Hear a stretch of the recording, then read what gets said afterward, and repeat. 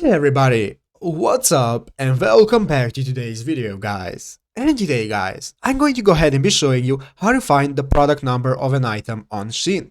This is a very simple thing to do guys, so make sure to watch this quick and easy video till the very end and follow my steps correctly so you can make sure this works the same for you and that you can do this yourself. But yeah guys, let's get straight into it.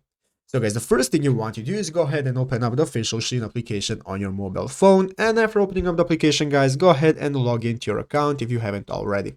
After logging into your account guys, you'll be greeted by this main page right here, which is the home page of the application, which is the shop where you can see all the items you can buy.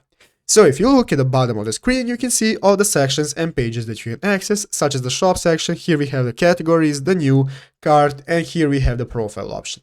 So guys, now let's go ahead and say that we want to go ahead and see an ID for one of our products so that we can maybe contact support and ask about the product and so on.